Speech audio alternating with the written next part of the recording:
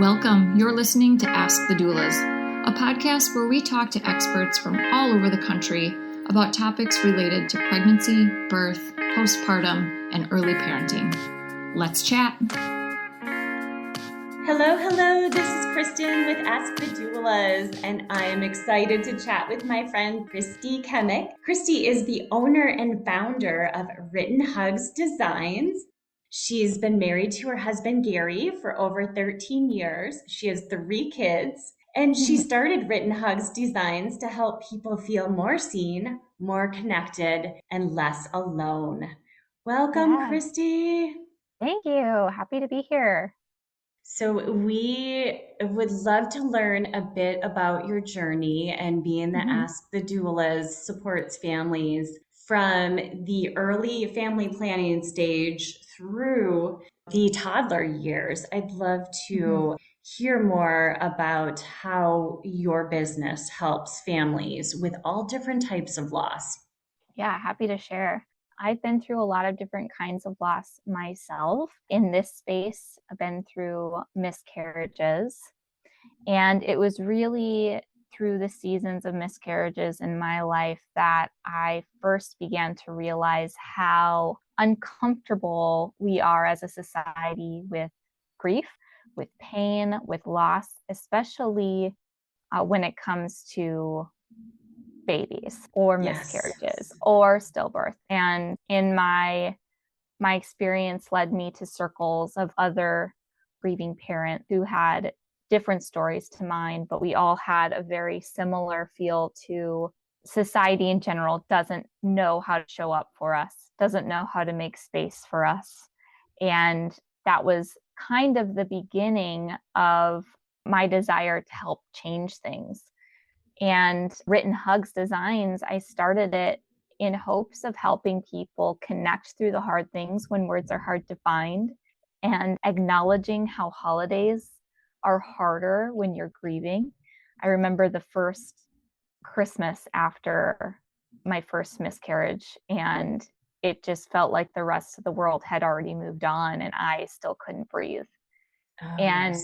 I really found in sitting in different supportive circles or in my own life experience that seemed like everyone else was grieving an announcement and I was grieving a lifetime. And it was a very disconnected thing of grief and perception and reality and all of the things. So what I do when I design a card is I'm trying to help bridge the gap for people to feel more seen. I think these cards should exist. I think some of these things are hard to say for the average person. And I am somebody who values words very deeply. Words are sacred to me. And I also empathize a lot with other people and they're going through. And so I'm happy to create these things in an effort that the person receiving a card from someone feels seen, feels less alone, feels more connected and not isolated and disconnected like I felt through so many things. That is so lovely. And I do feel like it's hard with traditional cards to really express the deep sorrow that we have when our friends or family members experience a loss. And since you are such an empathetic individual by nature and have personally experienced many types of loss, the meaning behind your cards, and I know when you gifted me a card, it was so beautiful, and you're an artist. So the images on the cards, you create them yourself. So it's not just the messaging, and there's so much beauty in the gift that you give your customers and families alike. Thank you. Yeah, I'm glad you brought up the artwork too. That's definitely something that I keep in mind as I create it, of what something feels like or how I'm feeling at the time as I'm creating it, in an effort to also bridge that gap, in an effort to also have some kind of emotional connection even before the card is opened and read. I love it. So other types of cards that can be helpful other than infant loss? Give us examples of all of the different cards that you've created and how people can find your cards, where they can purchase them. Yeah. My cards fall into a few categories. One is straight sympathy, where they're created either with the specific kind of relationship loss in mind, or in general, coming alongside somebody who you know is going through something, going through their grief journey, and you want to come alongside them and say something more than just my sympathies. Here's an example of one of those. As the waves of grief come, remember you are not alone. Please reach out for support. Let us lift the burdens that you can share so the weight of it all doesn't pull you under. We are here for you and so sorry for your loss. Beautiful. So there's cards like that aren't necessarily about the relationship specifically, or I have cards that are about the relationship specifically. I have cards that are coming for loss of babies, multiple, loss of baby boy, loss of baby girl, loss of daughter, loss of son, among other relationships as well. So that's the like straight sympathy cards. Then I have holiday or celebration sympathy cards that acknowledge how this particular celebration or gathering may be harder because you're also grieving. So grieving the loss of a child during Christmas, or the loss of a loved one during Christmas, grieving the loss of a child, loss of a loved one over Mother's Day, or infertility during Mother's Day, or where Mother's Day is both joyous and sorrowful. If you happen to have joy as well during that day, but you're also grieving the loss of a child, I have a both and card for Mother's Day and Father's Day, I should say. I should lump those together, Mother's Day and Father's Day for those cards. A birthday card for somebody who is also grieving. Cards like these that really acknowledge how the celebration itself, society itself, doesn't tend to make space for our realities when we're also grieving.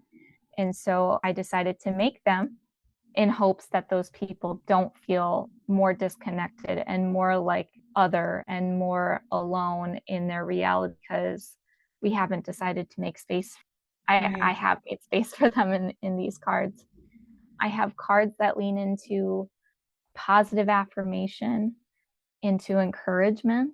I think these are a really beautiful thing that could be touching to this community. Cards that say, you are enough, you matter, you are loved, you are brave, you can do hard things. These kinds of words of encouragement that we may not be telling ourselves as we're in the thick of it, but we really need to hear. Yes. And then the last kind of card that I make is something called a keepsake prompt card. And they are geared more toward the happy celebrations where you want to be intentional in a connection with somebody. So there are prompts inside you fill out. If it's a birthday, they say things like, my favorite thing we do together is, if I could give you anything in the whole wide world, I would give you, and I hope you always know. And it's a really beautiful way to stop, be intentional, say the things that maybe you haven't said before. And I find it to be a really touching way to connect with someone instead of just signing your name in another card. So those are the kinds of cards that I have, and they're all really geared toward intentional connection, especially when words are hard to find. So as you described some of even your affirmation cards, I'm thinking of our doula clients who may be on bed rest, who may be celebrating a pregnancy, but also grieving a prior loss. And they're in that in-between space. And then just the simple, like, you are loved or you are enough, like all of that can make a difference in a time where it is stressful and you feel like one foot is grieving, and then the other part of your body is like wanting to, like, I don't know, celebrate and be joyous, but you're torn. It's like you're almost split in half. And so, and you had mentioned multiples, and we work with a lot of twin and triplet clients. So there may be a loss of one of the babies, and then they're still, again, stuck in too many different emotions, and people don't know what to say or how to be there for them and sometimes people say the wrong things, like, at least you have one healthy baby of the twins, and so when you have these cards or these prompts, it can make a big difference, because as you said at the start of our conversation, Christi, words matter. And sometimes those words can sit with you. Like, even when I've attended births as a doula and hospital staff says something, again, like, at least you have a healthy baby, or some of those things really hurt, or, you should be thankful even though you had a traumatic birth or didn't get what you wanted. And so even processing birth trauma it can be helpful to have a card or a friend listen and really feel like you've been heard. Absolutely. Yeah, I think you hit it right on the head with your examples. At least starting the sentence, spoken to somebody who's grieving, is going to be followed with some kind of invalidation, some kind of taking permission away to feel what they're feeling. And I've found that it does the opposite. It doesn't bring comfort to the griever. It makes them feel more unseen. It makes them feel more misunderstood. And it could lead to feeling like, what's wrong with me? Why can't I just be happy? And the answer is because you're grieving, and it's normal. It's okay to grieve that you had a traumatic birth. It's okay to do that, because it's within us and it needs to come out. And when we try to ignore it and shove it down, it will come out sideways. It will. And so what a gift of a doula to be able to walk someone through permission to grieve in that space. Sometimes, we are so vulnerable when we are pregnant, expecting, going through birth, having just had birth, whatever step along the way we are, and having a doula that gives us permission to grieve is really powerful. It's really powerful. I know for me, I've had many people in my life come alongside me and simply give me permission to grieve. And I'm so grateful for them, because I didn't know I could do that. I didn't know I could do that within my own self. But the fact that they did it for me, now I know I can do that. But at the time, I really needed that support from somebody else, someone outside myself, to understand what it was. It's grief. Understand it's not wrong. It simply is. And you have permission to feel it and move through it. It's just a really powerful thing that you can give to people. It really is. And you mentioned different milestones, like holidays or the anniversary of what would have been the birthday for baby. What are times that our audience who may not have personally suffered loss, can really keep in mind when trying to be sensitive? And if they're thinking of sending a card, what would be appropriate? You would mention Christmas or Mother's Day. Hey, Alyssa here. I'm just popping in to tell you about our course called Becoming. Becoming a Mother is your guide to a confident pregnancy and birth, all in a convenient 6-week online program. From birth plans to sleep training and everything in between, you'll gain the confidence and skills you need for a smooth transition to motherhood. Live coaching calls with me and Kristin, tons of expert videos including chiropractic care, pelvic floor physical therapy, mental health experts, breastfeeding, and so much more. You'll also get a private Facebook community with other mothers going through this at the same time as you, to offer support and encouragement when you need it most. If you'd like to learn more about the course, you can email us at info@goldcoastdoulas.com or check it out at thebecomingcourse.com. We would love to see you there. We also have a book called Supported, Your Guide to Birth and Baby, which makes a beautiful companion to this course. It's a great book for any expecting mother and is the perfect baby shower gift. You can find information on that book at supportedbook.com. I think if they celebrate Christmas, that's a big one.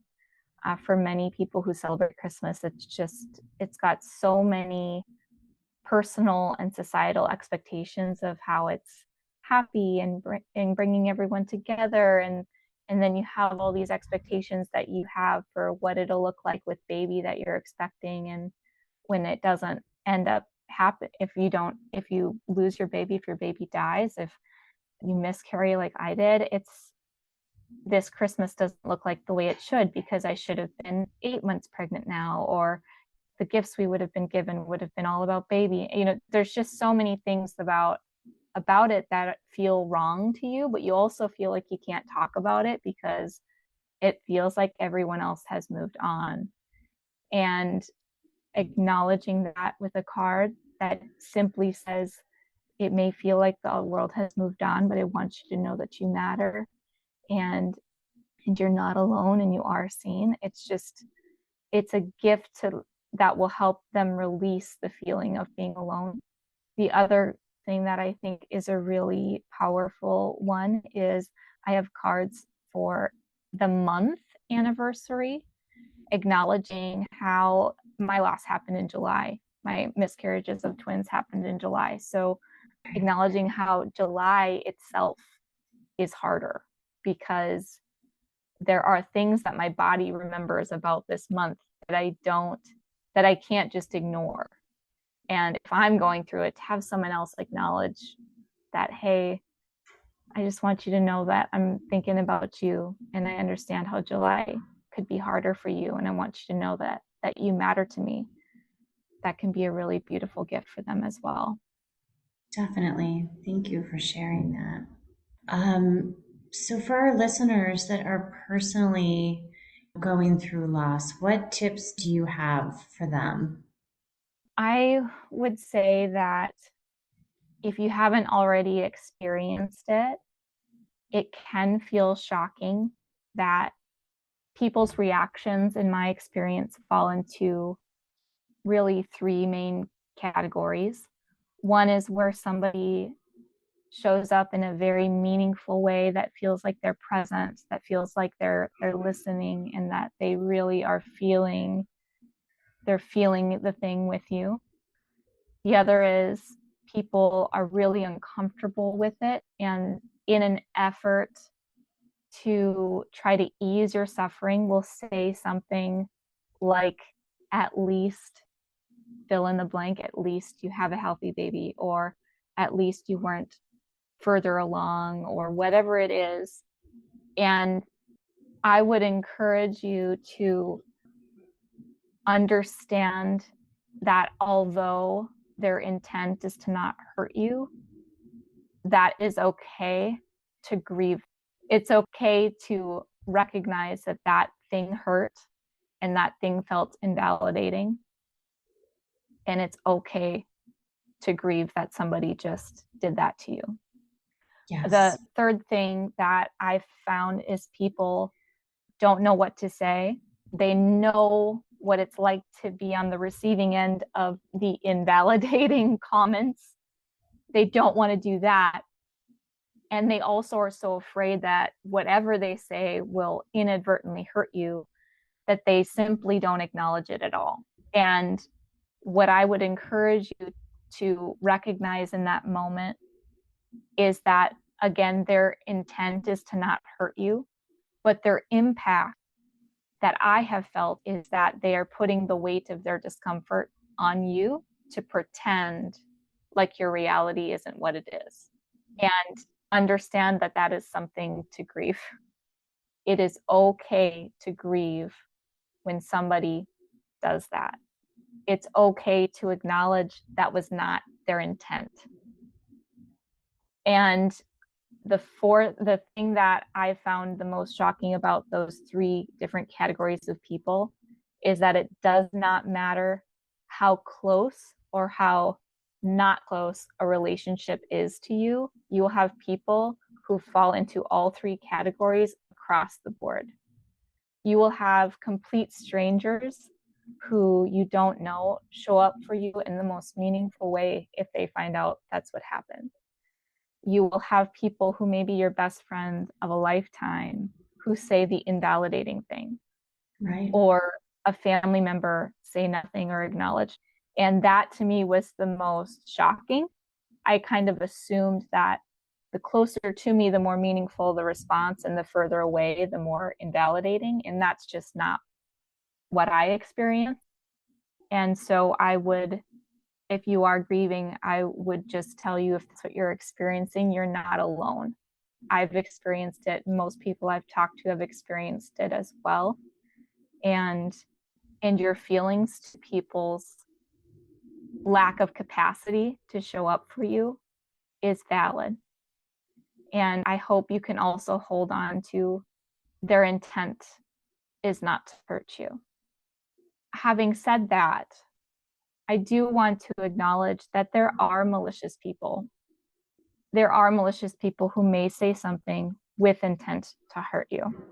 True. That's not what I mean. If there is somebody in your life who, knowing your loss, says something with intent to hurt you, they are not a safe person.